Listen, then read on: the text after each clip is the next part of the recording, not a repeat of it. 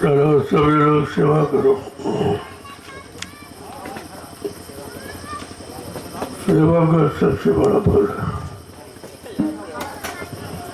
सबसे सेवक धर्म को छोड़ा, सिर बल चले धर्म तुम्हारा। सेवक वही जो करे सेवकाई, और करने से करे लड़ाई। बड़ा साफ साफ शब्दों में सेवक का सेवा से बात। सेवा करता तो सेवक, सेवा नहीं करता तो सेवक कहलाने का कार्य नहीं। अगर सेवक नहीं है तो दया का पात्र नहीं है। ये सब चीजें बड़ी विचार है। बिना सत्संग वचनों के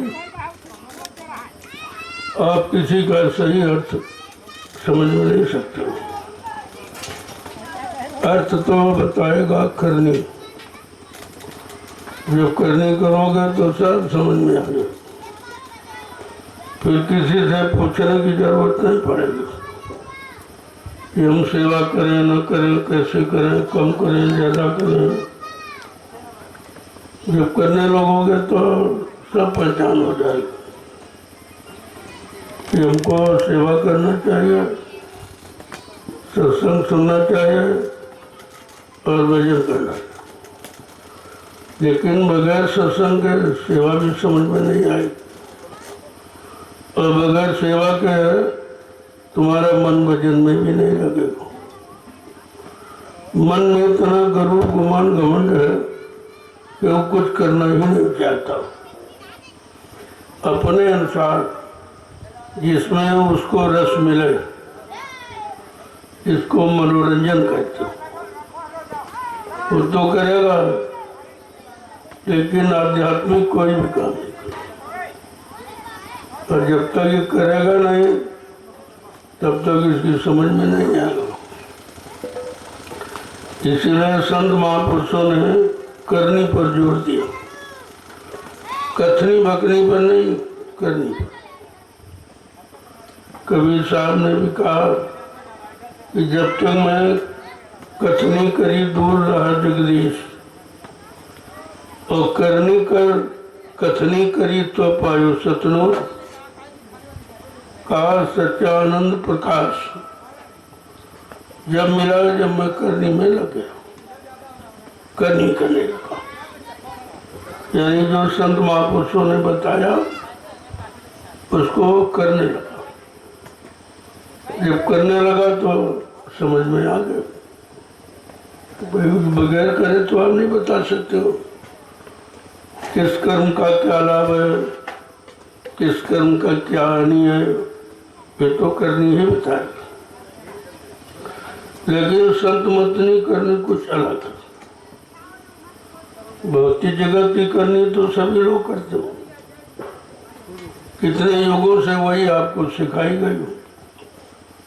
क्योंकि संत कलयुग में आए तो उन्होंने करने की बात की कि जब तक जीव करनी नहीं करेगा, वो भी आत्मिक करनी। शारीरिक इंद्रियों की तो सभी लोग करते हो, जब शरीर इंद्रियों की करने की तो उसका अभ्यास हो गया, उसका अनुभव हो गया। अब जब अभ्यास हो गया तो उसी में हम लग गए, इतना लग गए कि उसे बंद नहीं कर पा रहे। बंद करने में मन को कष्ट हो रहा, लेकिन जब कलयुग में संत पधारे तो उन्होंने करनी को बदल दिया। उन्होंने कहा ये भौतिक जगत की करनी तो तुमको फंसाने वाली है, अब आध्यात्मिक करनी तुम्हें भौतिक जगत से निकालने वाली है। जब धीरे धीरे धीरे संतों के शरण में आप गए, उनके करीब, और उनके परमार्थी आध्यात्मिक वचनों को सुना, और धीरे धीरे जो उन पर आपने गुणन मनन किया और अपने जीवन में आपने पालन करना शुरू किया, तब ये समझ में आया कि वास्तविक करनी तो ये है जिसके लिए हम सबको मानव तन मिला। मानव शरीर भौतिक करने के लिए नहीं मिला, आध्यात्मिक करने को, यानी आत्मा के कल्याण के लिए। तो मन की कल्याण सुख सुविधा की बातें आप जान गए, और उसको आपने उसी में लगा लिया मन। अब वो मन भौतिक जगत की करने का आदी हो गया तो बंद नहीं कर पा रहा, और किसी ने बताया भी नहीं कि भौतिक जगत की करने के अलावा और भी कोई करनी। ये तो कलयुग में जब संत पधारे तो उन्होंने ये रास्ता खोला और जीवों को बताया कि तुमको आत्मिक करने के लिए मानव तन मिला, यानी आत्मा के कल्याण के लिए। जब धीरे धीरे संतों के करीब आए तब उनको पता चला कि भौतिक कर्म क्या और आध्यात्मिक कर्म क्या, तो किस कर्म का क्या लाभ है। तो धीरे धीरे धीरे जब सत्संगों में आने लगे, वचनों को सुनने लगे, आदेश पालन करने लगे, तब आपकी समझ में सब आने लगा। अब धीरे धीरे जीव निर्णय लेने लगा, नहीं नहीं हमें क्या करना चाहिए, क्या नहीं करना चाहिए, कैसे कर्म करने चाहिए, कैसे कर्म नहीं करने चाहिए, कैसा मानव शरीर का खान पान है और कौन सा खान पान नहीं। जब इस पर विचार करोगे तब कुछ न कुछ आपकी समझ में आएगा कि बहुत युग सतयुग त्रेता द्वापर निकल गए, इसी भौतिक जगत की करने में फंसे हुए। अध्यात्म के बारे में किसी ने बताया नहीं, क्योंकि आत्मा का कल्याण कैसे हो, आत्मा का कल्याण कौन करेगा, आत्मा परमात्मा से कैसे मिलेगी, आत्मा अपने सच्चे घर मंडल मुकाम कैसे जाएगी। ये तो पता चला जब आपने संतों की शरण ली और उनके आध्यात्मिक वचनों को सुना, तब ये पता चला कि हम गलत जगह फंस गए, और किसी ने हमारी मदद नहीं, किसी ने बताया नहीं। तो बताता कौन जब वो बताने वाले आए नहीं थे। वो तो भी कलयुग में आए हैं, लगभग 750 वर्ष अभी पूरे होने जा रहे हैं जब से संत महापुरुष आए। तो उन्होंने अपना ये आध्यात्मिक कर्म की जानकारी लोगों को दी कि मानव जीवन आत्मा के कल्याण के लिए मिला है, प्रभु प्राप्ति के लिए मिला है, भौतिक जगत के कर्मों को कर कर फंसने के लिए नहीं मिला। ये अब जानकारी। तो धीरे धीरे धीरे संतों के वचनों का प्रचार शुरू हुआ है, और लोग उन वचनों को सुना तो उस पर विचार किया। ये तो कभी बताया नहीं किसी ने और किताबों में लिखे नहीं। तो 4 में 6, 7, 18 पुराण, 19 उपनिषद और 36 ऋचाएं ये धर्म चर्चा। इसमें संत नाम नहीं है, इसमें संत मत भी नहीं है और इसके अलावा कोई जानकारियां थी नहीं। यहीं तक सब फंसे थे। तभी तो महापुरुषों ने आकर भेद खोला। क्या उन्होंने कहा कि वेद थके ब्रह्मा थके और थकी गए शेष महेश, और गीता का जो गम नहीं वो सतगुरु का देश। संत सतगुरु उस देश से आए जहाँ 4 वेद 6, 7, 18 पुराणों को पढ़कर जीव नहीं पहुँच सकता, उसके अनुसार करनी करके वहाँ नहीं पहुँच सकता। वो करनी जो 4 वेद 6, 7, 18 पुराणों में लिखी है वो तो यही की है।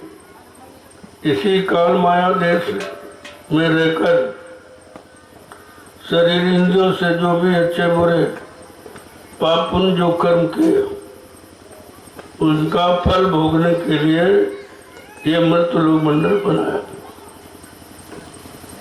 तो इन कर्मों के अलावा निष्काम कर्म की शिक्षा यहाँ दी नहीं है। निष्काम कर्म का वर्णन किसी ने किया। यही वचन जो शरीर इंद्रियों से मन बुद्धि चित्त से हम आप करते हैं, इन्हीं की जानकारी मिली होती, इन्हीं को करने करते करते करते जब लंबा समय गुजर गया तो ये मान लिया कि यही कर्म सच्चे है, इसके अलावा कुछ है ही नहीं। बस ये जीव की अज्ञानता और फंसा हुआ, इसी को संत महापुरुष खत्म करने के लिए आए कि नहीं नहीं ये नहीं है, इसके अतिरिक्त और कुछ है जो तुम्हारे लिए यानी मानव शरीर के लिए वो करनी, वो कर्म अलग है। और 83,99,999 शरीरों के लिए कर्म अलग है। वो कर्म है केवल संसारिक जगत में रहने के लिए, बार बार जन्म मरण आने पाने के लिए। लेकिन इससे छुटकारा मिले, हम लोग निकले अपने घर चले, ये तो जानकारी नहीं दी। तो समझते थे यही मृत्यु लोग हमारा घर है, यही 4,84,00,000 लड़कों की दुनिया है, इसी में आना जाना यही हमारा मुख्य कर्म है। तभी तो कहा कि गिरी बदरिया पाप की बरस रहे अंगार, यदि संत न आते जगत में तो जन्म मरता संसार। यानी जन्म मरण से छुटकारा मिलने वाला नहीं था अगर संत महापुरुष न आए होते। अब देखो कितनी बड़ी महिमा संतों की, जिस महिमा से हम लोग बहुत दूर थे। किसी ने महिमा के बारे में कुछ कहा बताया नहीं, लेकिन संतों ने कृपा दिया, मेहरबानी करके बिना बुलाए और बिना किसी लोभ लालच के सदा है, किसी ने भेजा नहीं, और जीवों के कल्याण के लिए। उनका यहाँ मृत्यु लोक मंडल में आने का और कोई कारण कहते कि हम आए वही देश से जहाँ तुम्हारा धाम, तुम सबको घर पहुँचाना एक हमारा काम। ये स्पष्ट परिचय दिया था कि कोई भूल भ्रम संदेह में न रह जाए। इस संतों का आगमन इस भारत भूमि पर किस काम के लिए हुआ, वो किस मंडल मुकाम से आए हैं। जितनी बीच के सतियां बीच के मंडलों से आई उनको मुक्ति देने का अधिकार नहीं था। जीव के किए गए कर्मों को माफ करने का अधिकार नहीं था। जब कर्मों को माफ करने का अधिकार नहीं था तो कोई जा नहीं सकता था। बिना कर्मों की अदायगी के कोई जीव नहीं जा सकता। यहाँ कर्मों की अदायगी संतों के सिवा किसी को मालूम नहीं है। और अनंत जन्मों जब से जीवात्मा आई है, कर्मानुसार अनंत जन्मों में जन्म लिया और सबने यही काम किया। यही मतलोक में रहने वाले कर्म, निकलने वाले कर्म तो किए नहीं, क्योंकि निकलने वाले कर्मों को कराने वाले, बताने वाले संत महापुरुष आए ही नहीं थे, तो बताता कौन? अरे जब जानकार मिलेगा तो उनके करीब जाओगे, आजू मिन्नत बिना प्रार्थना करोगे, उनके कदमों में सीधा प्रणाम करोगे, उनके आदेश हुक्म का पालन करोगे, तब उनसे कुछ आपको मिलेगा। ऐसे मिलने वाला कुछ नहीं, तब मिलेगा। और यहाँ जीव बेचारा इतना पहले से फंसा है कि संतों की महिमा हो जानता नहीं। यही कारण कि जब संत आपको मिल भी गए, रास्ता भी दे दिया, फिर भी जीव बेचारा भ्रमित हो गया, क्योंकि अभी आदत पक्की नहीं हुई थी। और तब तक स्वार्थी लोभी लालची आपको मिले और फिर से उन्होंने आपको मोड़ दिया। स्वार्थ लोभ लालच की तरफ जाने का स्वभाव प्रभाव पहले ही साथ, पर जीव बेचारा मुड़ गया। वो मिल गया तो जहां से निकला था फिर वहीं पहुंच गया। संत महापुरुषों ने बड़ी मेहनत परिश्रम करके संघर्ष यात्राओं को झेल कर जीवों को निकालने की व्यवस्था बनाई। नाम का आधार, बगैर नाम आधार के कोई जीवात्मा को इधर से उधर ले जा नहीं जाता। और नाम आधार को काल माया ने छीन लिया था। जब जीवात्माओं के अंदर इच्छा उठी कि नीचे के मंडल मुकामों में देखने की बड़ी प्रबल इच्छा है, और उसे क्या मालूम, वो तो समझती कि नीचे के लोगों में कुछ बहुत अच्छा होगा। जिस लोक में रह रही थी उसके अंदर ये हुआ कि यहाँ तो देख लिया, जरा नीचे के लोगों को देखे क्या है। तो देखने की इच्छा से उसने बार बार प्रार्थना की कि मालिक एक बार दया कृपा मेहरबानी करके हमको नीचे के लोगों में उतार। बड़ी देखने की इच्छा।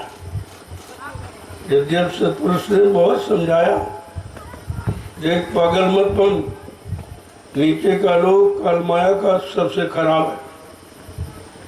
वहाँ जन्म मरण है, वहाँ दुख सुख है, वहाँ लड़ाई झगड़ा है, वहाँ पाप पुण्य है, वहाँ अच्छा बुरा सब है।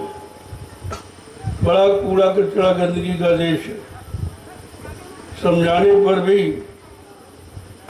वो मानती नहीं, कहती नहीं नहीं एक बार दया कर दीजिए बेहतर। तो कहा चलो तुम्हारी ऐसी प्रबल इच्छा है तो मैं भेजे देता हूँ।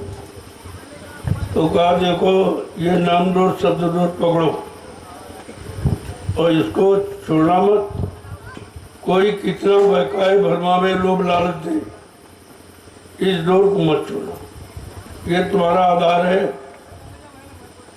अगर आधार को छोड़ दिया किसी के बहकाने पर तो नीचे काल माया का देश है, कि तुम फंस जाओगी, कभी निकल नहीं पाओ, ना अपने घर कभी पहुंच पाओ। तो समझा बुझाकर सत्पुरुष ने जीवात्मा को सत्यलोक मंडल से उतारा। जैसे नीचे उतारा तो सत्यलोक के नीचे कारण लोक है, जो 5 तत्वों का शब्द स्पर्श रूप रस गंध, ये 5 तत्व। सत्लोक में तो कोई शरीर है नहीं, इस तरह पंचभौतिक शरीर हाथ पैर नाक मुंह वाला नहीं। जब अंग नहीं तो उस पर कोई पर्दा डालने की जरूरत नहीं। लेकिन जब सतलोक के नीचे जीवात्मा को किसी लोक मंडल में उतारा जाएगा तो नंगा नहीं भेजा जाएगा, कपड़ा पहरा कर। सतलोक के नीचे जब उतारा करण लोक में तो 5 तत्वों का कपड़ा पहरा दिया, सब स्पर्श रूप रस, ये 5 तत्वों का कपड़ा पहरा दिया। और जब करण लोक के नीचे जीवात्मा को सत्पुरुष ने उतारा तो करण लोक के नीचे सूक्ष्म लोक है, जो 9 तत्वों का शब्द स्पर्श रूप रसगंध चतुष्तंताकरण मन बुद्धि चित्त और अहंकार, ये 9 तत्वों का कपड़ा पहरा दिया।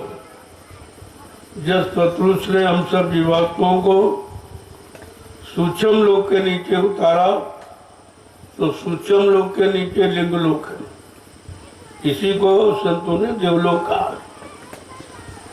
जब लिंग लोक में जीवात्मा को उतारा गया, जो 17 तत्वों का है, 10 इंद्रियां, चतुष्तंताकरण, सतोगुण तमोगुण रजोगुण, ये 17 तत्वों का कपड़ा पहरा दिया।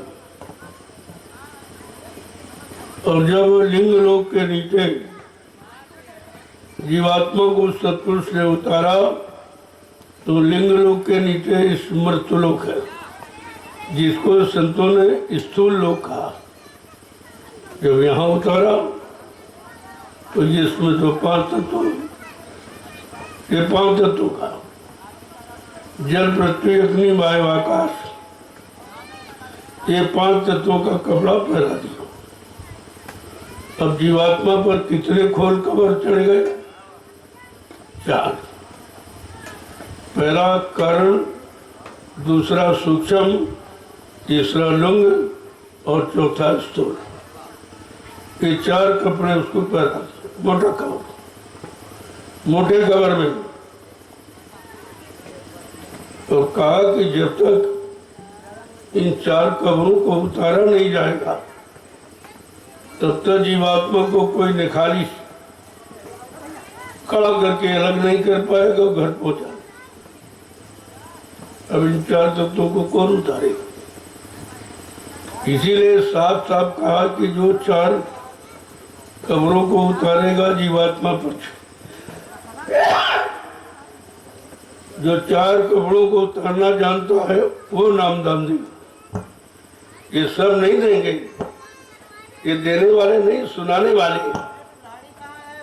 और तुमने देने वाले सुनाने वाले का अर्थ नहीं समझा कि नामदान देने वाला कौन होता, सुनाने वाला कौन होता, देने वाला अधिकारी है कि सुनाने वाला अधिकारी है, तो जानकारी आपको देंगे। तो धीरज से काल माया ने देखा ये तो बहुत मजबूती कपड़ा पहन के आए,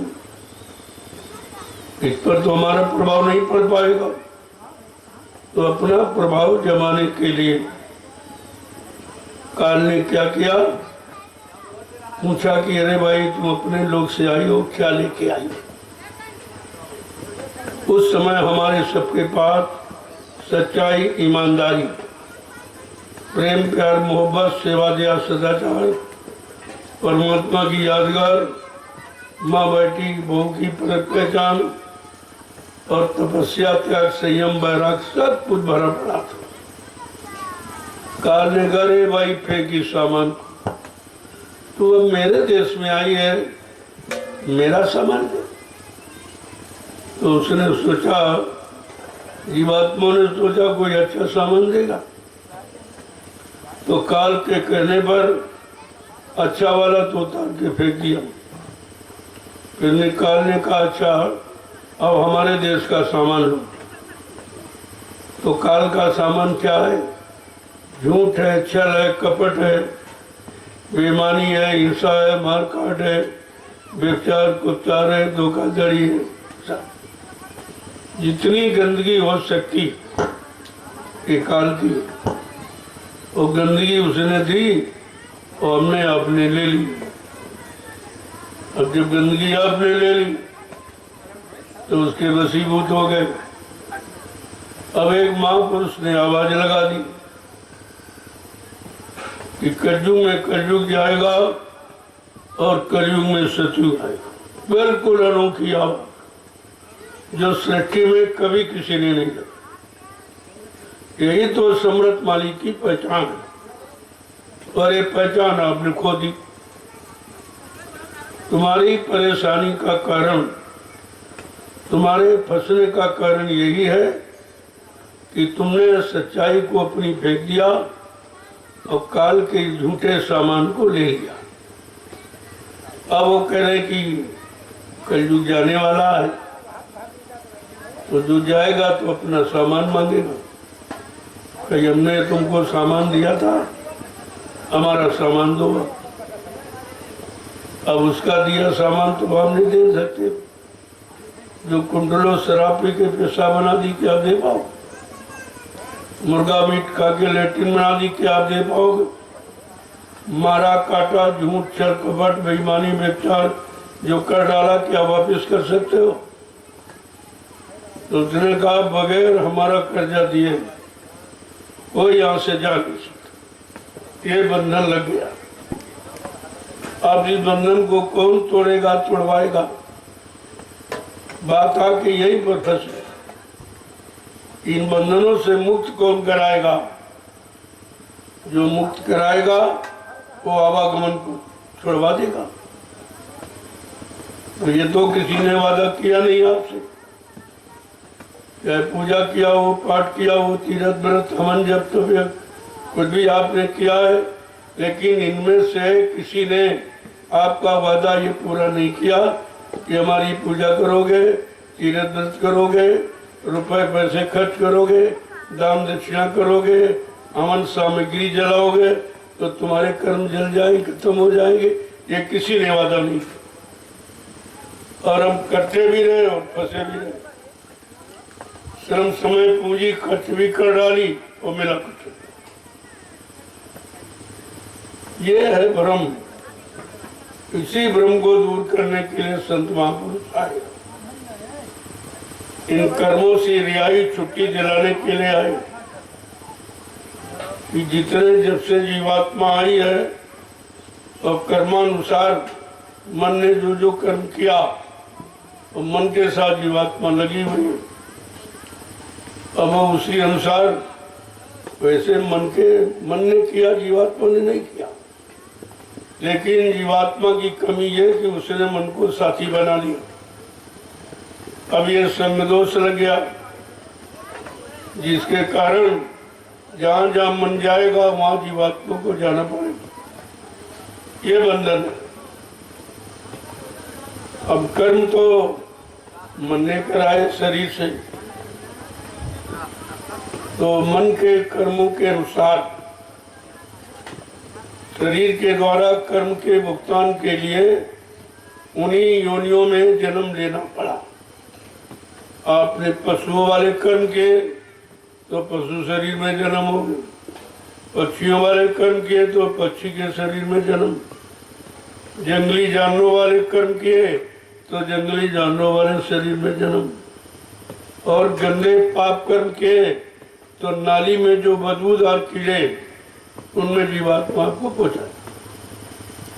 इधर पूरे कर्म का नतीजा क्या, इन बुरे पाप कर्मों का फल क्या है, इसके भुगतान।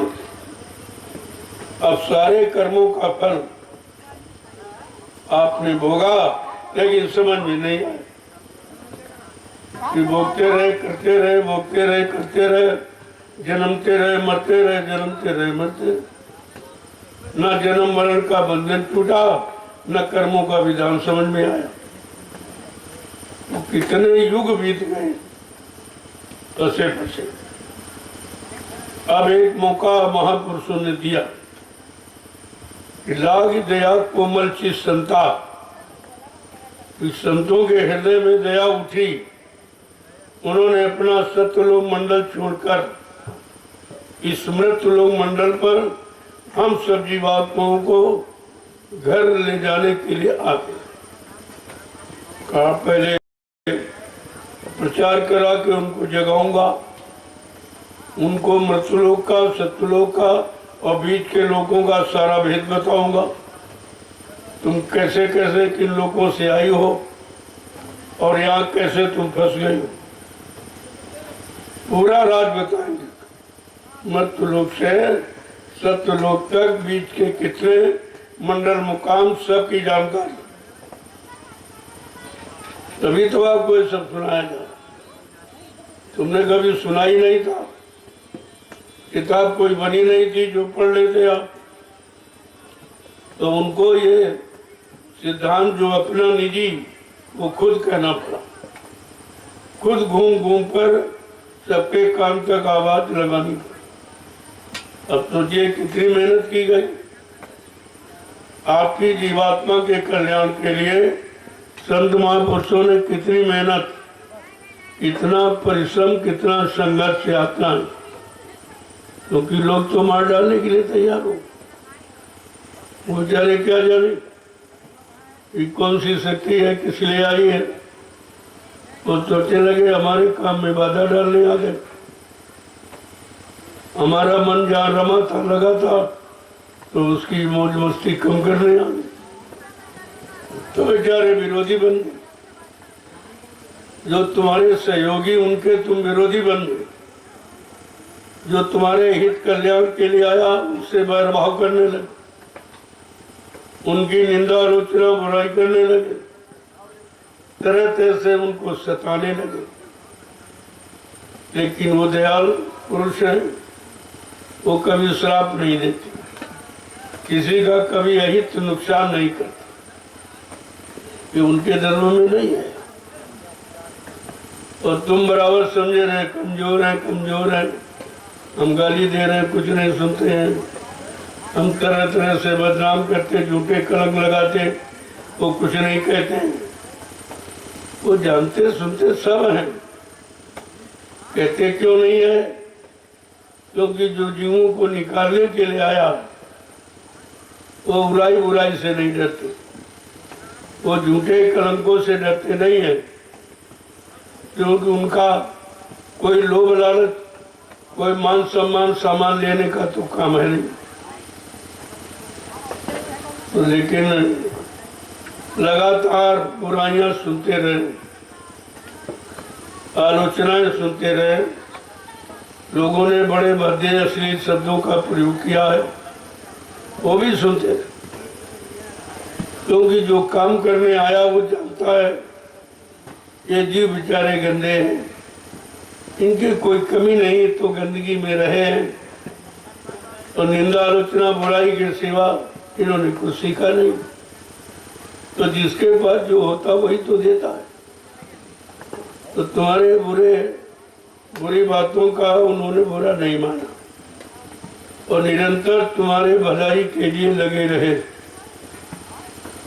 कि चलो किसी तरह से, जब जागेगा तब होश में आएगा, जब समझ जाएगा, पहचान हो जाएगी, तब बुराई छोड़ देगा। लेकिन तुम्हारे बुरा कहने पर उनको खराब नहीं लगा। तो जानते हैं बेचारा अनजान है, इसको पता नहीं, इसके पास कोई पहचान नहीं महापुरुषों की, तो वो तो कुछ भी कर। तो इस तरह से अपमान सहते रहे, निंदा आलोचना बुराई सुनते रहे, संघर्ष से यातनाएं, कष्ट, बड़ी बड़ी सजा दी लोग। संत महापुरुषों को मृत्युदंड देने तक का लोगों ने विचारा, लेकिन उनको क्या मालूम है जो सबके हित के लिए आया है, सारी जीवात्माओं को कल्याण के लिए, उसे कौन मार सकता? उसे कोई नहीं मार। जाको रखे साइया मार सके न कोई, बाल न बांका कर सके चाहे जग वैरी। यानी जिनको साई रखता, साईं जिनका रखवाला है उसे कौन मार सकता, और वो खुद साईं के साईं है, उनको कौन मारे। लेकिन ये जानकारी जीवों को कहाँ है कि कैसी शक्ति है, कैसा सुप्रीम पावर लेके आए हैं।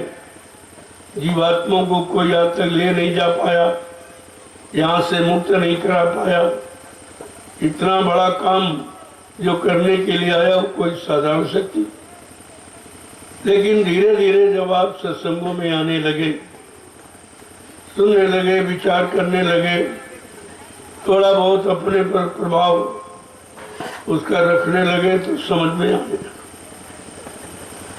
पूरा तो समझ में नहीं आया, पूरा तो ज्ञान अभी नहीं पहचान हुई है, लेकिन जो कर रहा है वचनों का पालन, आदेश का पालन, वो तो समझ भी रहा। क्योंकि वचन आदेश का पालन करने से दया मिलती है, और दया सारा भूल भरम दूर कर दी।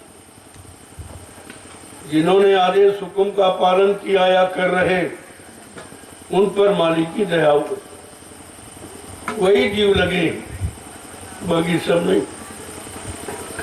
और सबकी करनी भी ऐसी नहीं कि लग पाए,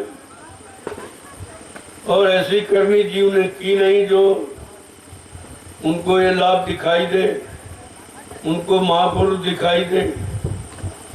क्योंकि इन आंखों से आपने गंदगी देखी है, कानों से गंदगी सुनी है, इंद्रियों से गंदगी आपने की है, तो अच्छाई, सच्चाई, पवित्रता, निर्मलता कैसे आप देख सको।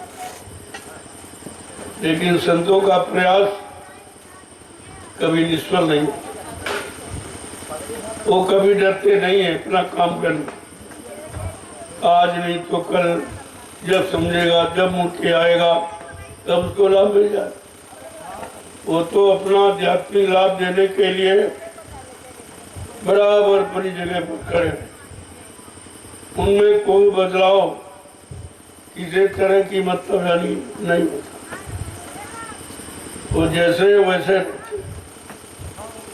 समयानुकूल, कोई लाभ का, कोई स्वार्थ का, लोभ लालच का उन पर कोई प्रभाव नहीं पड़ता। कितना कोई उनको मोड़ना तोड़ना चाहे, ये संभव नहीं,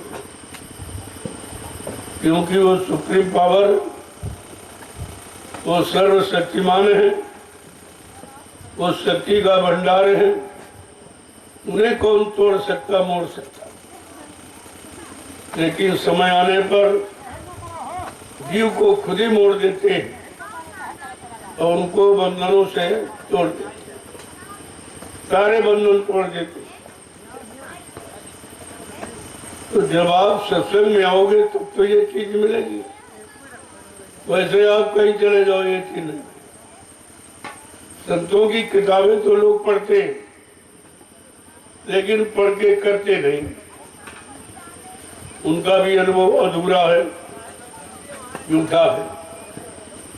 जिसने पढ़ के किया या पढ़ा है करने के लिए, वो तो कुछ जान गए, और जो पढ़ पढ़ के सुनाते रहे, दूसरों को किया कुछ नहीं, तो वो भी अधूरे हैं, और जिसको सुनाएंगे वो भी अधूरा है।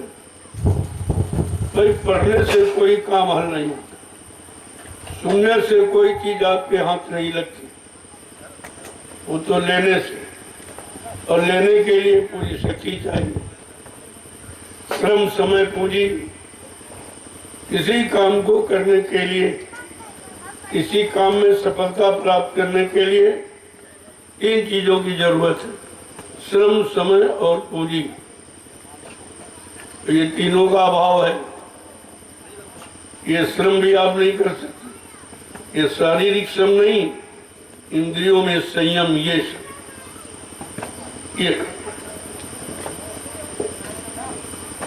इसलिए कहा बड़े ध्यान से प्रेमियों को समझाते हुए वचन उन्होंने उच्चारण किया कि करनी करो मार मन डालो, इंद्री भोग विचारो, इतना काम करो तुम अब की फिर आगे की सतगुरु जानी। पूरा भेद देखिए, कोई थोड़े से शब्दों में पूरा राज खोल दिया। संतों के एक एक वचन कैसे हैं? जस केला के पात में पात, पात में पात, तस संतों की बात में बात, बात में बात। ये कब हल होगा? जब करीब में जाओ। करीबी और गरीबी दो चीजें चाहिए। करीब में जाओ और दीन गरीबी धारण कर। अहंकार में जाओगे कुछ नहीं मिलेगा। दीन और गरीब बन के जाओ तो सब कुछ मिल जाएगा। देने के लिए जो आया है वो देकर ही जाएगा, लेकिन लेने वाले को देने वाले के अनुसार बनना पड़ेगा। अपनी मनमानी करते हो, निंदा आलोचना बुराई में लगे रहते हो, तो फिर क्या मिलेगा? कूड़ा कचरा बटोरने वाले के हाथ गंदगी ही लगती है, कभी स्वच्छता नहीं मिलती हो। और यह सबसे बड़ी गंदगी है निंदा आलोचना बुराई। संत मत में इसको मना किया गया कि संत मत के प्रेमियों, तुम तीन बातें सदैव याद रखना, न किसी की निंदा करना, न सुनना, न उसके पाप के बोझे से लद जाओ। गम खाना यानी बर्दाश्त करना, समय लड़ने फिरने का नहीं, पीछे हटकर।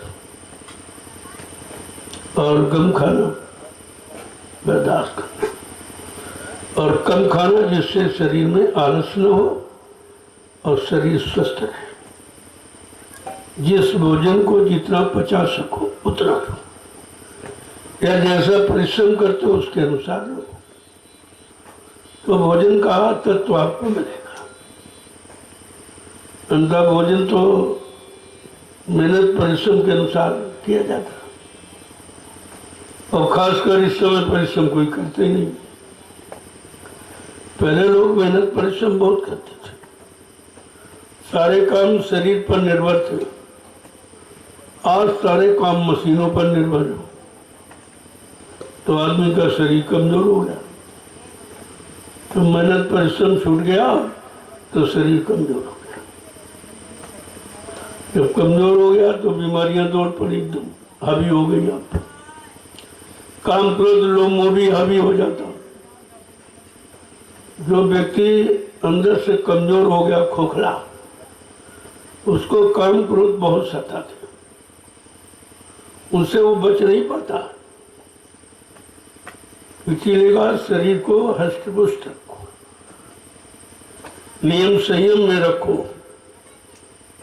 ताकि ये निरोग रहे, और इससे हर काम तुम सफलता पूर्वक कर सकते हो। लेकिन जीव मानता कहाँ? वो इतना आदी हो गया है कि बगैर रोके रह नहीं सकता। जैसे शराब पीने वाला जानता वो भी कि खराब है, लेकिन ऐसा आदी हो गया कि आदत उसको मजबूर कर देती, और जीवन से हाथ जल्दी धो बैठता। यही कारण है कि जीवों को सत्संग नहीं मिला। अच्छे पुरुषों का, सच्चे पुरुषों का, चरित्रवान पुरुषों का, शाकाहारी सदाचारी ब्रह्मचारी पुरुषों का साथ नहीं मिला। अगर उनका साथ मिल जाता तो वो अपने अनुसार तुमको बना देते, अपने अनुसार, क्योंकि उनमें उनके शरीर में क्षमता है। उन्होंने अपने शरीर को संयमित रखा। इस कारण काम क्रोध लोभ मोह का उन पर कोई प्रभाव नहीं। और धीरे धीरे जीव जब उनके संपर्क में जाते हैं तो उनको भी अपना जैसा बना देते। कर लें आप समान, अपने समान बना देते। ये उनके शरीर की क्षमता, शक्ति। धीरे धीरे जब उनके अनुसार चलने लगोगे, बनने का प्रयास करने लगोगे, ये सारी समस्याओं का समाधान निकल आए। ऐसे कुछ होने वाला नहीं है। बिना शाकाहारी सदाचारी के संसार में कोई सुखी नहीं रह सकता, कोई निरोग नहीं रह सकता और हर काम में सफलता प्राप्त नहीं कर सकता। कहीं न कहीं उसको नीचा देखना ही पड़ता। इसलिए बच्चों को अपनी ढाल बना के रखो। ये बचन ढाल का काम करे। कोई बार होगा अगर बच्चों को आपने सही तरीके से पकड़ा, अपने जीवन में उतारा है, जीवन में उतारा है, ये संतों के वचन ढाल का काम करे। काम, क्रोध, लोभ, मोह, अहंकार जैसी मार से आपको बचा ले, सुरक्षित रखे। तो सत्संग वचनों की बड़ी महिमा है, लेकिन जीव बेचारा उस महिमा को क्या जाने। कभी सुना नहीं है, सुना कभी गौर किया नहीं है, अपने जीवन में कभी उतारा नहीं है, तो जिससे उसको कोई लाभ मिला नहीं। जब उसे नहीं मिला तो दूसरों को क्या देगा। लेकिन कहा यही जा रहा कि बचनों को कानों का विषय बना मत रखो, अपने शैतान मन को पकड़ाओ। जब वो संतों के वचन पकड़ लेगा, धीरे धीरे उसमें जो आँच है, काम, क्रोध, लोभ, मोह है, तो उसको सता रही, तंग परेशान कर रही, वो कम हो जाए, वो आँच धीमी हो जाएगी। तो धीरे धीरे जैसे जैसे नियम संयम बढ़ता जाएगा, पकता जाएगा, वैसे वैसे शरीर की शक्ति बढ़ती जाएगी। ये तो आपको करना ही पड़ेगा। संत मत के प्रेमियों को, जिनको अपनी आत्मा का कल्याण करना है, उनको तो नियम संयम का पालन करना ही, बिना किए कुछ नहीं। इसलिए उन्होंने मना नहीं किया कि घर गृहस्थी परिवार में रहो, बाल बच्चों के बीच रहो, लेकिन थोड़ा संयम से। अब संयम शब्द का इशारा बेचारा नहीं समझ पाया, तो उन महापुरुष को खोल के कहना पड़ा कि 29-30 दिन महीने में होते हैं, 29 दिन ब्रह्मचर्य का पालन करो, और एक दिन किसी कारण पर टूट जाए तब भजन करो, और 29 दिन संयम किया तब भजन करो। तुम्हें पता चल जाएगा कि ब्रह्मचर्य संयम के कोई भजन कर ही नहीं सकता, किसी का मन स्थिर नहीं हो सकता। और मन के हारे हार, मन के जीते जी।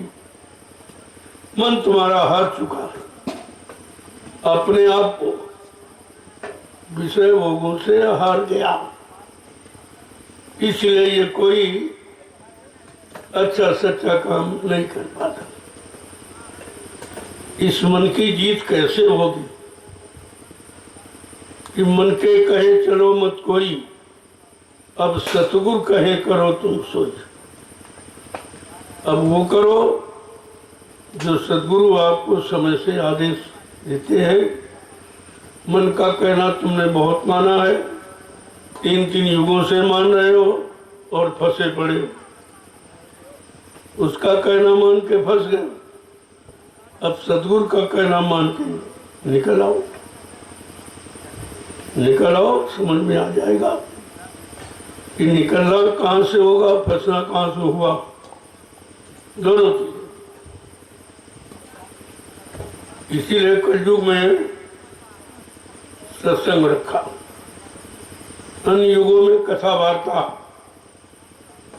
केवल सत्कर्म करने की, शुभ कर्म करने की। लेकिन कलयुग में शुभ कर्म करने के लायक शरीर आपका नहीं। शरीर विषय भोगी है, रोगी है, शक्तिहीन है, बलहीन है, बुद्धिहीन है, चरित्रहीन है। लिहाजा शरीर से आप कुछ कर ही नहीं सकते। तो उन्होंने आत्मा का विषय रखा, शरीर के विषय को छोड़कर आत्मा का विषय। आत्मा को जगाने के बाद, अभी तक आप 3 युगों में मन को जगाते रहे और जगाकर भोगों में लगाते रहे और सारी शक्ति को नष्ट करते रहे, मेरा आपको कुछ नहीं।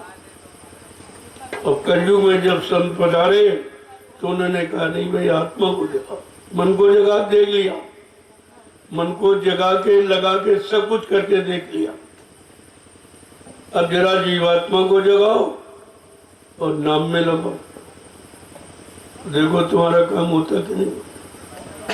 और बहुत सरल है। सरल कब है? जब उनके वचनों को मानोगे तब। आदेश हुकुम का पालन करोगे तो सरल हो जाए, नहीं तो बहुत कठिन है। जब ऋषि मुनि तपस्या करके नहीं मन को शांत कर पाए, मन को भोगों से अलग नहीं कर पाए, मन से काम क्रोध लोभ मोह अहंकार को हटा नहीं पाए, योगी योग साधना करके मन पर कंट्रोल नियंत्रण नहीं कर पाए, और अवतारी शक्तियां मार काट हिसाब बड़ा बहादुरी का परिचय दी, लेकिन मन को नहीं ठीक कर। उनके मन ने उनको भी धोखा दिया, वो भी नहीं बच पाए। तो ये आप कैसे बचो? तो ब्रह्मचारी ब्रह्मचर्य का पालन करके भी नहीं कर पाए। बिना गुरु के तुम शरीर से भी कोई काम अच्छा नहीं कर सकते। शरीर के कोई संयम का लाभ बगैर गुरु के दया के आप नहीं पाते। तुम्हें मालूम है नहीं है ये लाभ मिलेगा कैसे? तो बेचारे सब किए, लेकिन समय बेकार चला गया, जंगलों में चले गए, सब परिवार छोड़ा कि नहीं रहेंगे तो काम क्रोध से विजय पाएंगे, लेकिन वहां भी मन ने धोखा दिया। इसलिए किस कारण कि बिना गुरु का चेला और बन बन फिरे अकेला। अगर सच्चा आध्यात्मिक गुरु नहीं है, जीवात्मा को जगाने वाला, परमात्मा से मिलाने वाला, तो इस मन के धोखे से कोई बच ही नहीं पाया। इसने सबको धोखा दिया। जंगल में गुफा में बैठे थे सिंह ऋषि, 4000 वर्ष तपस्या की, लेकिन मन ने धोखा दे दिया, एक वैसे ने लूट लिया। देखो काम कितना प्रबल है। 60-60 हजार वर्ष तपस्या करने पर काम को नहीं जीत पाए सिंह ऋषि। तुम कहां से जीत लो? तुम्हारे पास तो कुछ है ही नहीं, तुम तो हारे हो और सब तरह से लूटे गए हो, तुम्हारे पास कुछ बचा ही नहीं। तुम्हारे मन ने तुम्ही को लूटा और तुम ऐसे लुटेरे को अपने अंदर जगह दिए हुए, कभी विचार नहीं करते हो कि हमको लूटा किसने, हमारी शक्ति का हैरास किसने किया? क्या कभी आपने विचार किया? ये तो संतों ने राज खोला कि बड़ा बैरी है मन घटवे, इसी को जीतना कठिना। इससे बड़ा तुम्हारा दुश्मन कोई नहीं जो तुम्हारा मन। और दुश्मन को अंदर बैठा ले हो, क्या दुश्मन कभी अच्छी सलाह देगा? क्या उन्नत की सलाह, विकास की सलाह देगा कि विनाश की सलाह देगा? नहीं समझ पाए। ये तो संतों ने राज खोला कि बड़ा बैरी है मन घटवे, इसी को जीतना कठिना। पढ़ो तुम इसी के पीछे और सभी यत्न तजना। दुश्मन के पीछे पढ़ो। अगर दुश्मन तुम्हारा हार जाए तो तुम विश्व विजेता कहलाओ। ये मारना काटना बहादुरी नहीं तो हिंसा है। हिंसा, हत्या कभी वीरता नहीं होती। नहीं समझ पाए लोग, कोई बताने वाला मिला नहीं जो आपको अच्छी सच्ची वीरता, सूरवीर की परिभाषा बता। संतों ने कहा जिन्होंने मार मन डाला उन्हीं को सूरमा कहना। सच्चा सूरवीर वो है जिसने अपने दुश्मन मन को मार दिया, वो सूरवीर। जिन्होंने मार मन डाला उन्हीं को सूरमा कहना। अब कहते हैं तुमने सबका ध्यान किया, उस ध्यान ने भी तुमको फंसा दिया, मुक्त नहीं किया। तो सच्चा ध्यान किसका? गुरु का ध्यान कर प्यारे, बिना इसके नहीं छूटना। अगर छुटकारा चाहते हो तो अपने गुरु का ध्यान, जो सच्चा गुरु, सतगुरु, आत्मगुरु, जो तुम्हारी आत्मा के कल्याण के लिए आया, उसका ध्यान। बिना इसके छुटकारा मिलने वाला नहीं। राम ने सांसारिक गुरु विश्वामित्र और वशिष्ठ का ध्यान किया, लेकिन छुटकारा नहीं मिला। उनको भी मृत्यु के हवाले होना पड़ा, वो भी नहीं छुटकारा पाए। छुटकारा दिलाएगा आत्मिक गुरु। इसलिए गुरुओं की पहचान बताई कि तुम ऐसा मत समझना कि तुम्हें नहीं मालूम सच्चा गुरु कौन। तो उन्होंने विधिवत कहा कि तुम्हारे जीवन के साथ साथ गुरु दो, और सच्चे अच्छे गुरु की पहचान भी बताई गई। और जो सांसारिक गुरु है उनकी पहचान अलग बताई कि प्रथम गुरु पिता और माता, जो है रक्त बीज के दाता। कहा पहला गुरु है जिन्होंने आप में संसार में आने का सौभाग्य दिया है, वो माता पिता, जो है रक्त बीज के दाता, जिन्होंने रज और बीज के संपर्क से जीव की रचना की। पहला गुरु। दूसरा गुरु भाई वो दाई जो गर्भवास की मैच, जो तुम्हारी गंदगी को उतारे, वो भी तुम्हारा गुरु। अच्छाई की तरफ ले जाए, बुराई को हटा दे। तीसरा गुरु नाम जो धारा, ले ले नाव जो गांव पुकारा। कहा तुम्हारा परिचय। जो कुल पुरोहित गुरु होते हैं जिन्होंने नामांकन किया, तो उस नाम से आपका परिचय बुलाना शुरू किया। भाई इस नाम से बोलेगा, इस नाम से बोलेगा। तीसरा गुरु कहा कि वो नाम रखने वाला, नामांकन करने वाला। चौथा गुरु जो शिक्षा देना, तब संसारी मार्ग किया। चौथा गुरु है जो पानी ग्रहण संस्कार शादी ब्याह, एक संबंध जोड़ दिया कि संसार में किस तरह आप रहोगे। पांचवा गुरु जो दीक्षा दीना, राम नाम का सुमरन। छठवां गुरु भरम सप्तारा, जो ओंकार से नोता, बस के इसके आगे किसी ने आपको कुछ नहीं बताया। यहीं तक ब्रह्मा, यहीं तक विष्णु, यहीं तक शंकर, यहीं तक रामकृष्ण सीमित है, इसके आगे नहीं है।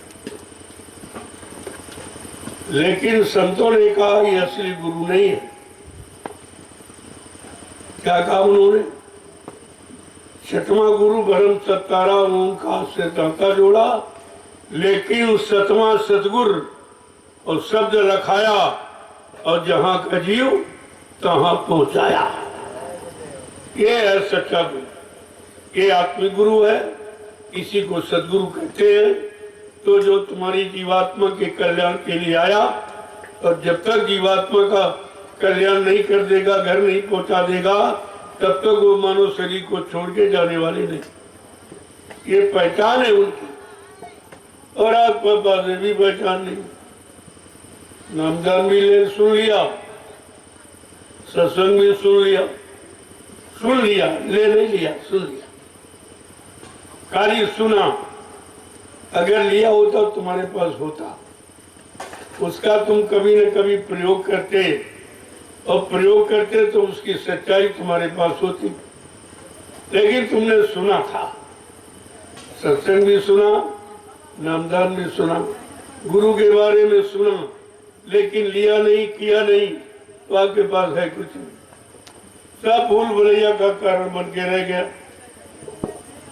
तो इस तरीके से जब महापुरुषों के वचनों के सुनोगे, एक एक शब्द तुम्हारी समझ में आ जाए, फिर सुनकर अपने मन को पकड़ाओ, मन से कहो अब तू इन वचनों को याद कर।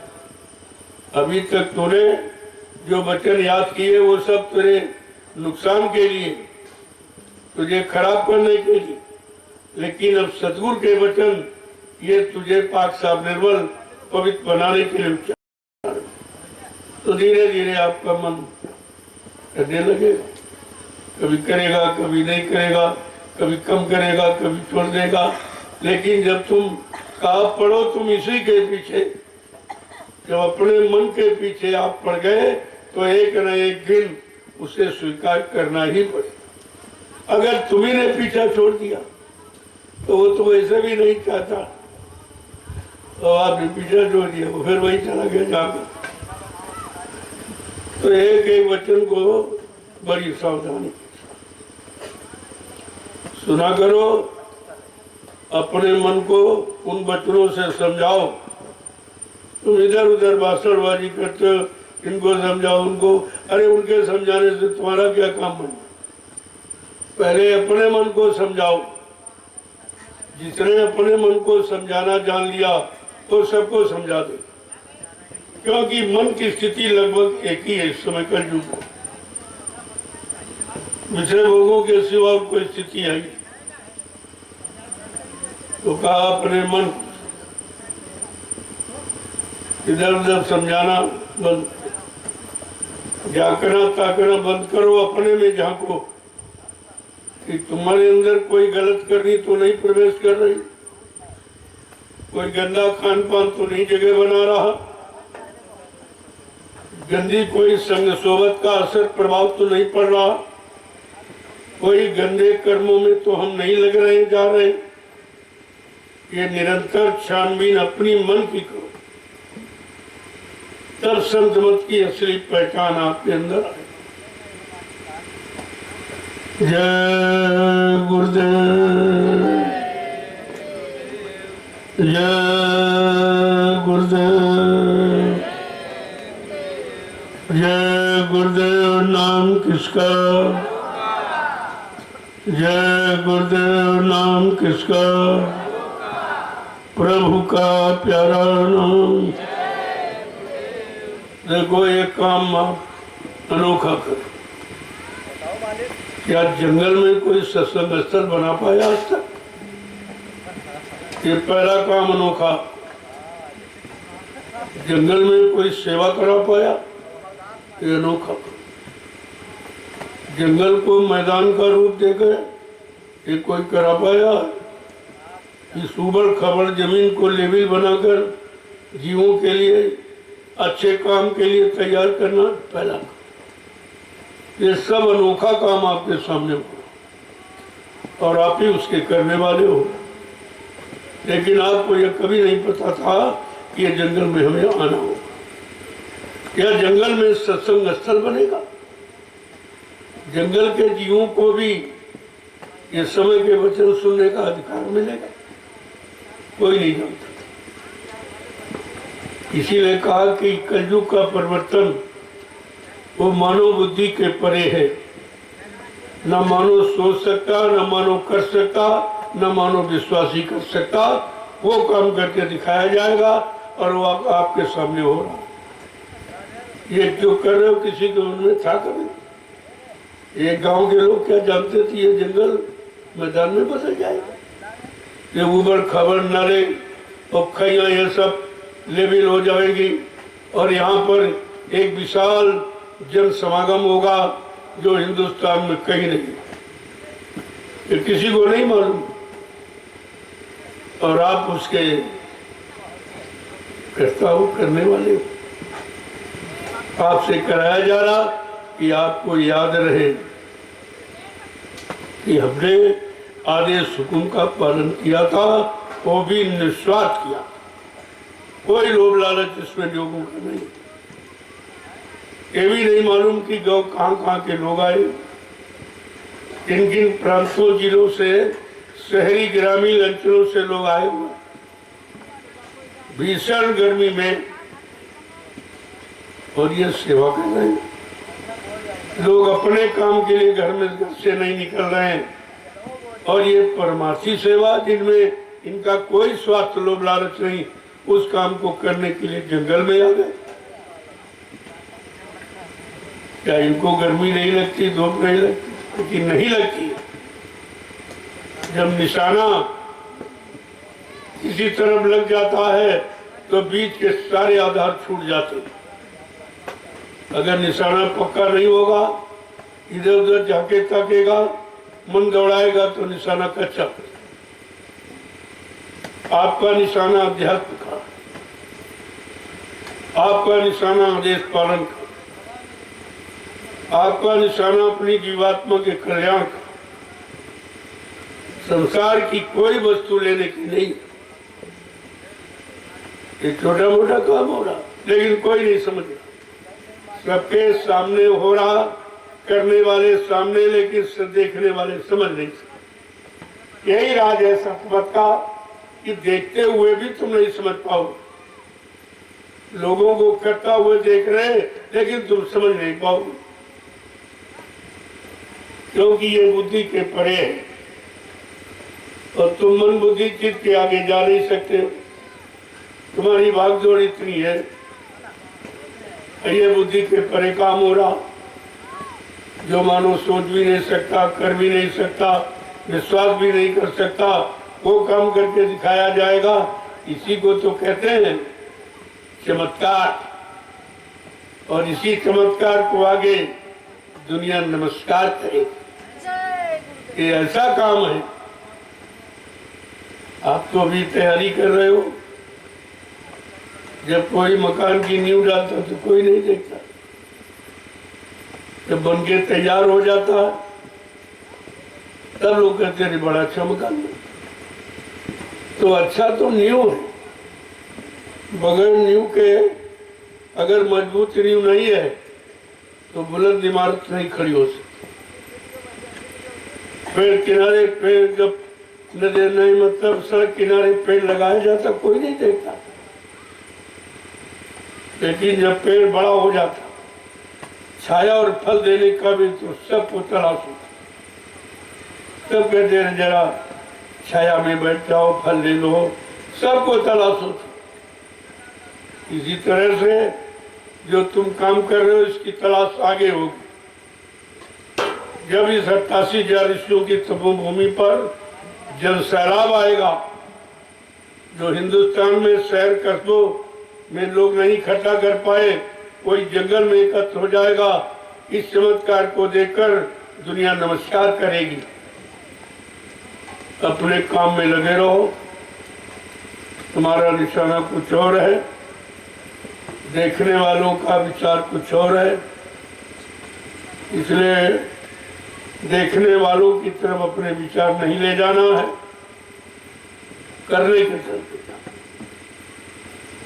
क्योंकि वो आदेश पालन से हजारों को दूर खड़े हैं। आदेश पालन की महिमा जानते नहीं है, बच्चों को कभी सुना नहीं था तो उनकी समझ में नहीं आता। लेकिन तुम्हारा निशाना पक्का होना चाहिए। और ये रात्रि परमार्थी संधान सेवा इतना बड़ा आश्चर्य सुनने में था, और तुम तो कर रहे हो। पूरा हिंदुस्तान तुम्हें देख रहा, ये सीधा प्रसारण हो रहा।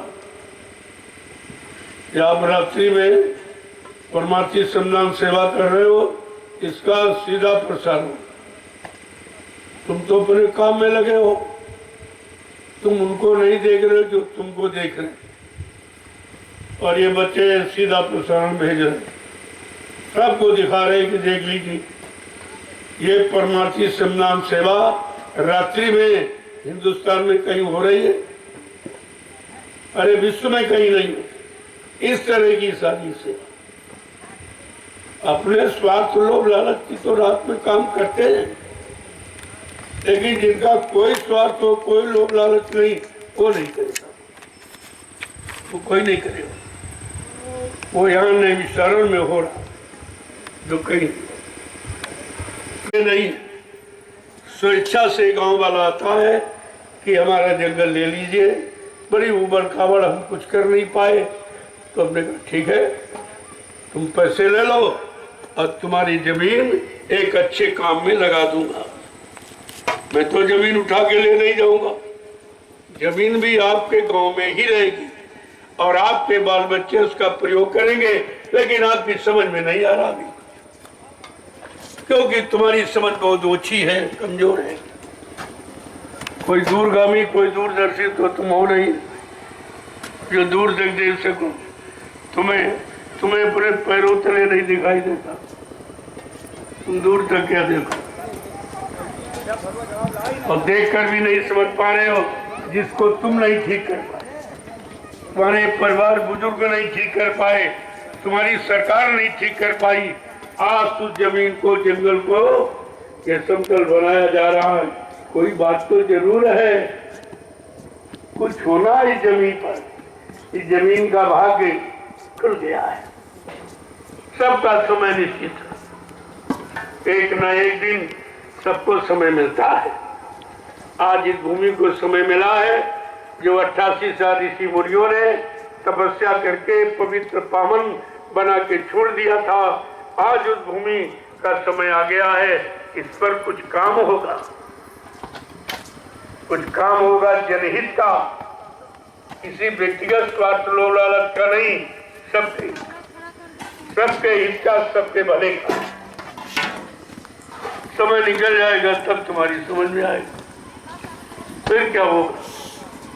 मन पछताइयो अवसर बीते, ये समय निकल जाएगा तो तुम्हें पश्चाताप करना पड़ेगा, और पश्चाताप करने से कोई लाभ मिलता नहीं है। और समय से जागो और चेतो, और समय से अपना काम बना लो। मैं तो दोनों तरफ का लाभ आपको दे रहा हूँ। आपकी उबड़ खाबड़ जंगल जमीन लेकर के इसको समतल बना के छोड़, और इस पर वो धार्मिक कार्य होगा जनहितों का जो आज तक हिंदुस्तान में किसी कर नहीं पाया। तो एक ही वचन को ध्यान में रखें। अब आप सेवा कर रहे हो, आज कुछ अवसर भी मिल गया, कुछ कुदरत खुश हो गई। यात्रा नक्षत्र लगा तो बारिश, यही से बारिश की शुरुआत मानी। आद्रा नक्षत्र कल 22 तारीख से यात्रा लगी है, रात को 12:05। वो आज की ये वर्षा उसी में 12 बजे से 12 बजे तक पूरा माना जाता है। अभी तो ये बारिश साद्रा नक्षत्र में ही तो हुई। धीरे धीरे अगर कर्म अच्छे करते तो यह दिन देखने को नहीं मिलता कि समय से बारिश ने भी अपना मुंह मोड़ लिया। वो भी तुम्हारे बुरे खान पान, बुरे कर्मों से वो भी तुम्हारे से अलग हट गए। बाबा जी ने तो बहुत पहले कहा था, वर्षा सूखा पड़े अकाल, जय गुरुदेव की वाणी। ऐसा समय आएगा, वर्षा भी होगी लेकिन समय निकल जाएगा, इसका कोई लाभ नहीं होगा। जब वर्षा का समय तो सूखा पड़ेगा, सूखा चाहिए तो बरसात हो जाए। तो जल प्रलय है कलयुग में, जल प्रलय यानी जल नहीं होगा तब भी प्रलय, और ज्यादा हो जाएगी तो बाढ़ से प्रलय हो जाए। उधर सूखा उधर बाढ़, ये प्रलय का ये रूप है कलयुग का। तो इसलिए अच्छे काम करो, अच्छा खान पान करो, अच्छे कर्म करो, अच्छा देखा सीखना सुनना बोलना चलना शुरू करो तो तुमको कुछ लाभ मिलने लगे। अरे प्रकृति को रुष्ट मत कर, प्रकृति नाराज हो जाएगी तो कुछ नहीं बचेगा। अगर धरती माँ नाराज हो गई और कहीं करवट ले ली तो ये सब रसातल में चला जाएगा। आपने धरती माँ को नाराज किया। धरती माँ की गोद में पलने वाले जीवों को आपने निर्मम हत्या की। उनका कोई दोष नहीं, उन्होंने कोई नुकसान नहीं किया। ये मुर्गे काटे जा रहे, तुम्हारा क्या नुकसान करते? मछली काटी जा रही, तुम्हारा क्या नुकसान करती? बकरा काटा जा रहा, तुम्हारा क्या नुकसान करता? जो जीव तुम्हारी मदद के लिए कुदरत ने बनाए, उन मददगारों को तुम हानि पहुंचा रहे हो, फिर तुम्हें लाभ कैसे मिलेगा? आज जो ये पाप को सृष्टि दिखाई दे रही है, उसका कारण है गंदा खान पान, गंदे कर्म, गंदी संग सोबत। उसका ये परिणाम आपको भोगने को मिले। नहीं मानोगे तो आगे और खराब आ रहा। ये नहीं कह सकते महात्माओं ने बताया तो नहीं, क्योंकि जितना अधिकार आपका है उतना महात्माओं का है।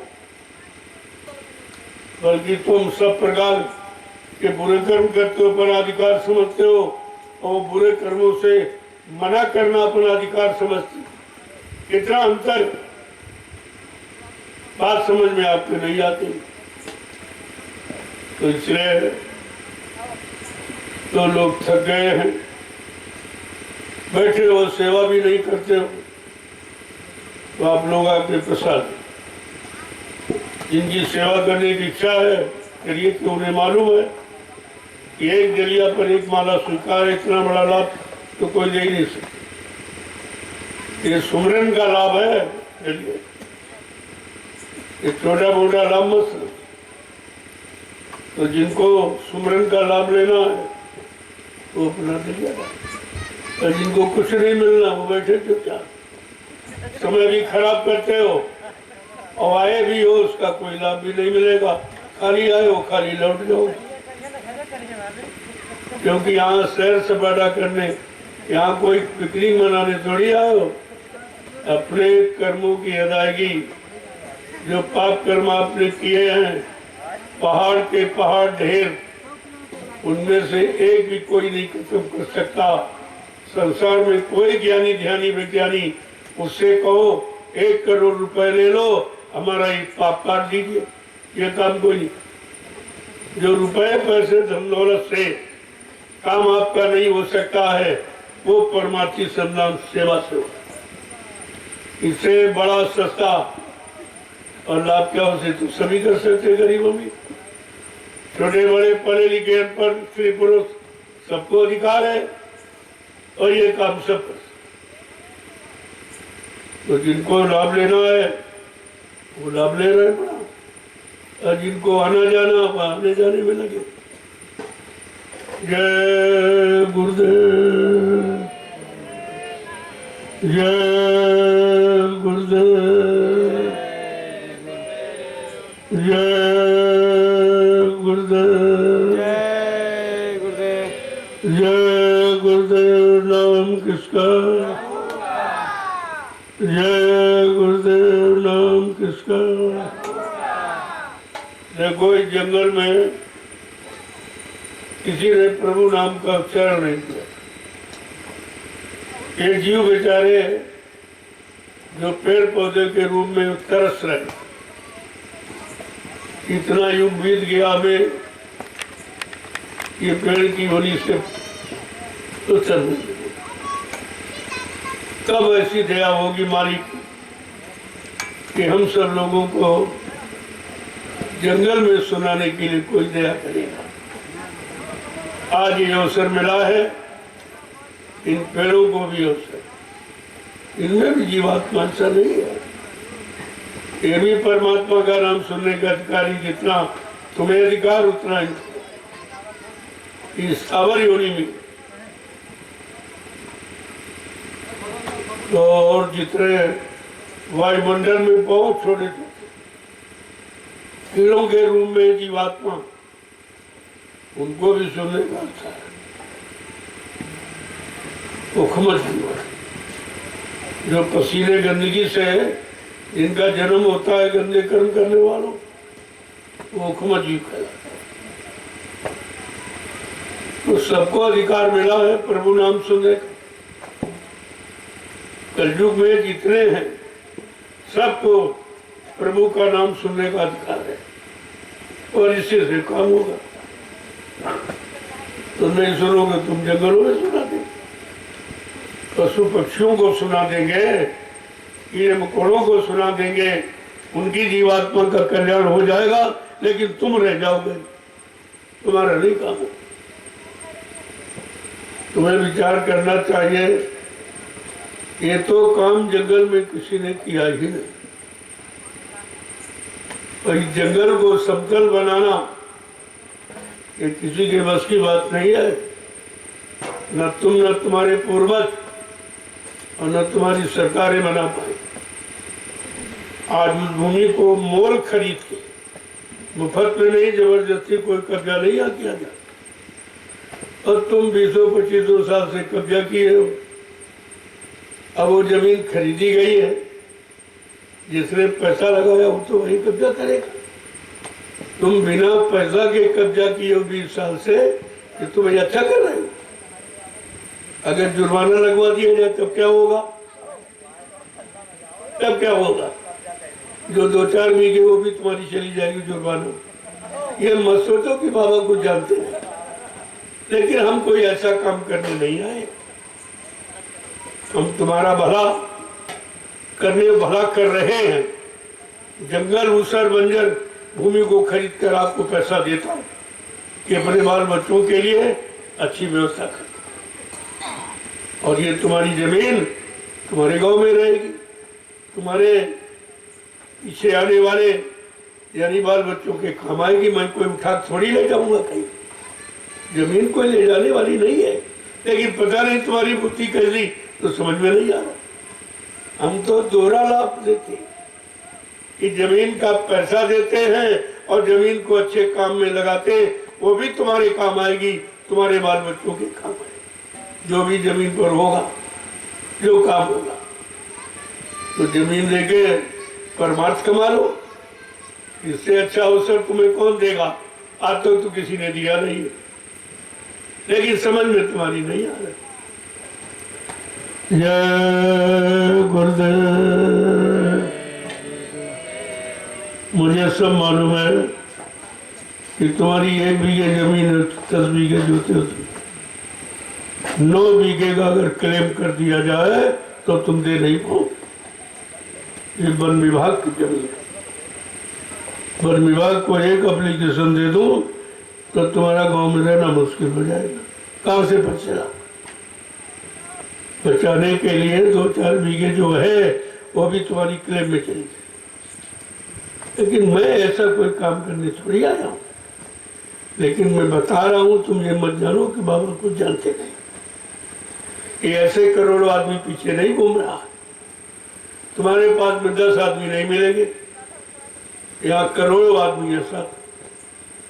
अभी एक छोटा परिचय आपको दूंगा। गुरु पूर्णिमा में इतने लाख लोग इकट्ठे होते, अगर उनको कह दो तुम महीनों पड़े रहेंगे, तुम क्या समझते हो? यहाँ से जाएंगे नहीं ऐसे। आप जानते हो कि भंडारी भोजन की यहाँ कमी नहीं है, अन्न की कमी तो है नहीं। यहाँ पड़े रहे, खाएंगे, अपना सेवा करेंगे। जय गुरुदेव, जय गुरुदेव। प्रेमियों जोर से बोलो जय गुरुदेव। तुम्हारी आवाज पूरे जंगल में गूंज जाए। प्रभु नाम की, प्रभु नाम की आवाज पूरे जंगल में गूंज जाए और जितने जीव रहते सबका कल्याण हो जाए। जोर से बोलो जय गुरुदेव। सब मिल बोलो। जय गुरुदेव। बोलना होगा, अभी से बोलो। दुख दर्द हरेंगे, सब कष्ट मिटेंगे, सुख शांति भी देंगे, सबके दाता,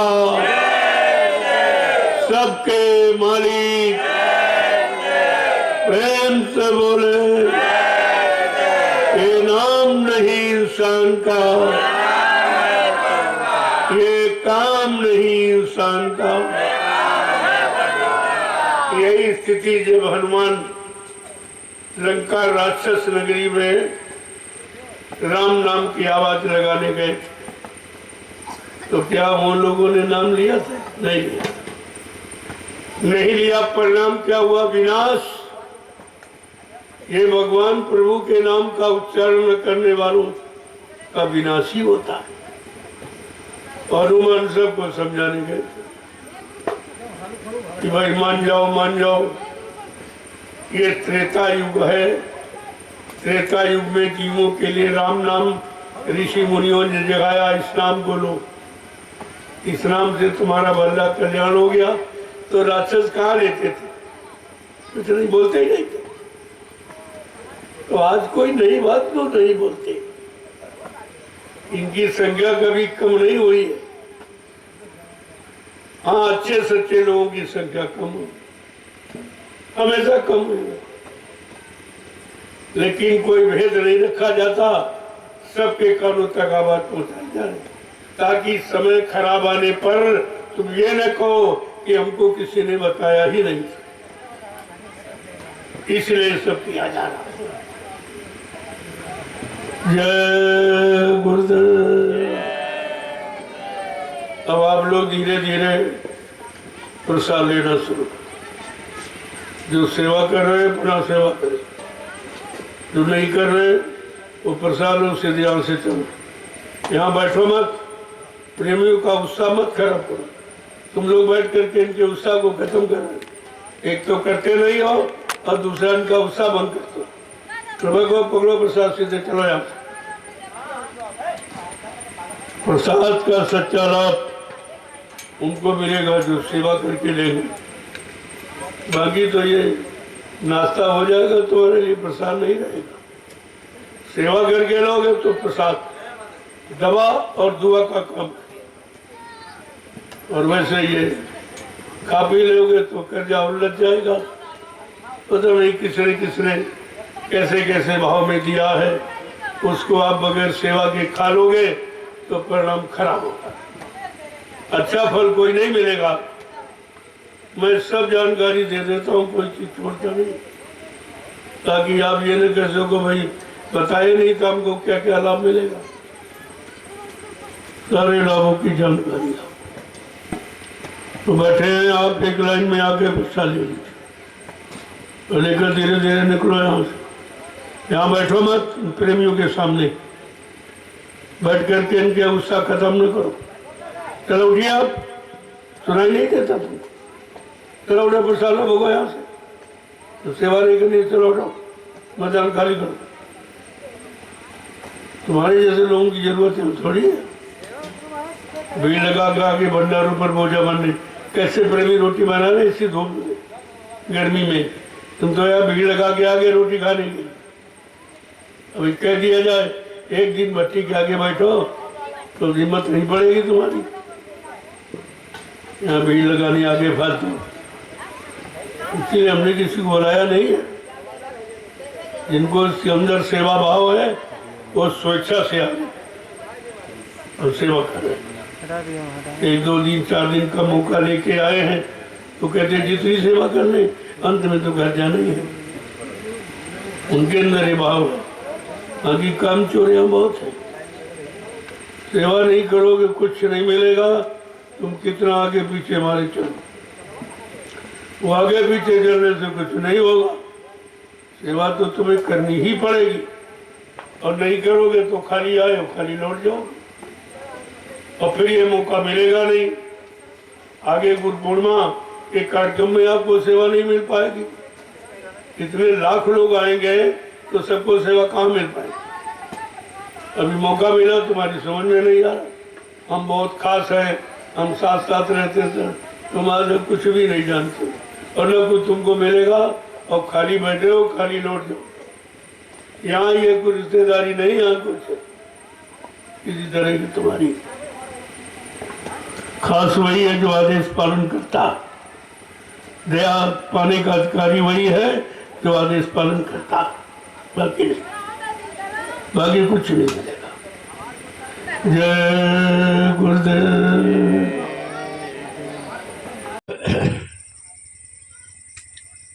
जय गुरुदेव। जय गुरुदेव। जय गुरुदेव। जय गुरुदेव। नाम किसका? जय गुरुदेव। नाम किसका? प्रभु का प्यारा नाम। प्रेमियों, आपकी सेवा समापन का समय हो गया। आज आपने बहुत मेहनत की है। यही तपस्या का समय है। जो कर लेगा वो लाभ पाने का अधिकारी बन जाएगा। और कोई कठिन तपस्या आप नहीं कर सकते, लेकिन यह सरल रखी गई है। इसे गरीब अमीर, पढ़े लिखे, अनपढ़, स्त्री पुरुष सब कर सकते हो। किसी के लिए कोई कठिनाई नहीं है।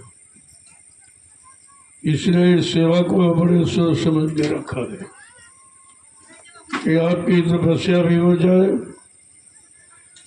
और सेवा भी हो जाए, दोनों चीजें। और सेवा का लाभ सुमरन के बराबर है। जितनी डलियां आपने डाली समझ लो उतनी माला आपकी हो गई।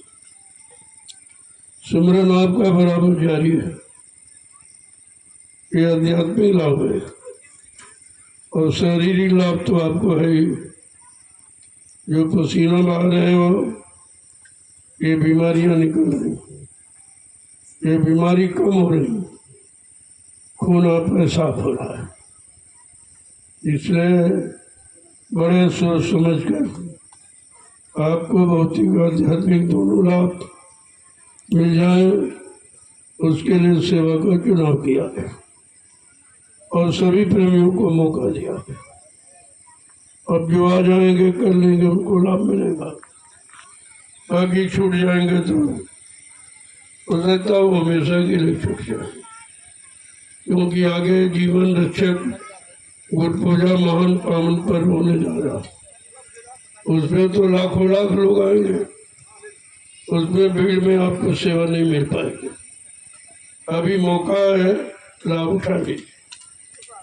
उसमें तो सत्संग प्रधान रहेगी सेवा। नहीं प्रेमी आएंगे, उनको मौका दिया जाए, लेकिन जिस तरह से आप ये लगन साथ करो ये समझिए।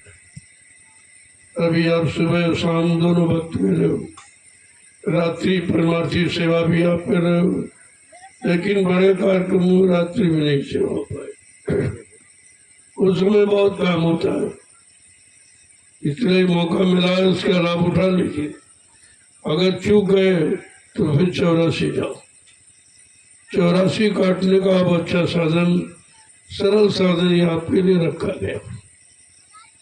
इतना आप दिन भर में चलते हो, जितने पग आप पे पड़ते हैं, कोटि नील के समान।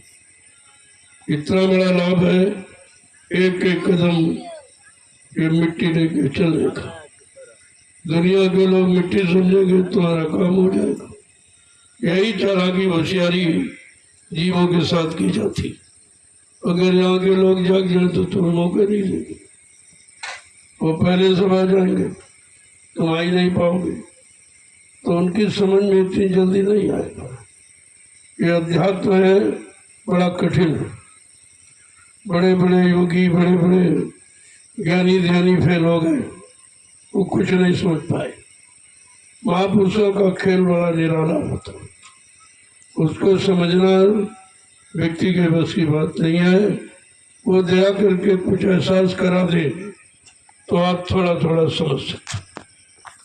अब आपकी सेवा का समय हो गया, धीरे धीरे आप लोग चलिए और महाप्रसाद को ले लीजिए।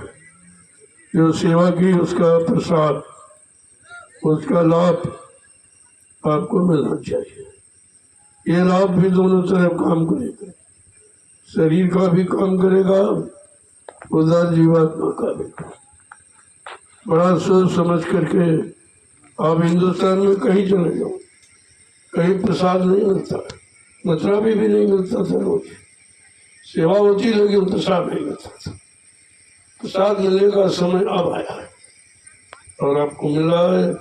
इसमें जो प्रेमी चूक गया फिर ये महाप्रसाद आपको नहीं मिलेगा। वैसे भी हिंदुस्तान में कोई नहीं दे रहा, कोई प्रसाद बनाना जानता नहीं तो दे गया क्या? इसीलिए कह देते प्रसाद खरीद के ले आओ। तुम दुकानों से खरीद के ले जाते हो। अरे प्रसाद खरीदा नहीं जाता, प्रसाद बनाया जाता है। यही तो लोगों को जानकारी नहीं है, तभी तो संत मत की महिमा न्यारी है। जहाँ प्रसाद भी महाप्रसाद दोनों तैयार किए जाते हैं और जीवों को ऐसा रास्ता पर चलाकर उनको ये चीज प्रदान कर दी जाती कि दुनिया के लोग समझ ही नहीं पाते क्या हो रहा। यहाँ भी आप जंगल में गए हो, किसी को कुछ नहीं मालूम ये क्यों हो रहा है, किस काम की तैयारी है, क्या लाभ प्रेमियों को मिल रहा है, इसकी खबर किसी को नहीं है और सबके सामने हो रहा। ये सीधा प्रसारण पूरा हिंदुस्तान देख रहा है, जो आज रात्रि परमार्थी शब्दांत से बात कर रहे। लेकिन क्षेत्र के लोग कुछ, ये चिराग के नीचे हमेशा अंधेरा रहता है। ये अंधेरे में रह जाएंगे, दुनिया के लोग लाभ उठा लेंगे। जय गुरुदेव। अब धीरे धीरे आप चलिए। जो लोग डाल रहे 5 तिलिया डालकर बस प्रसाद लेना शुरू कर दीजिए।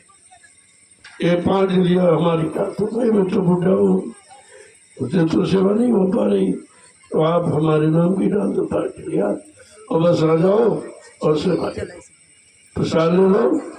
जय गुरुदेव।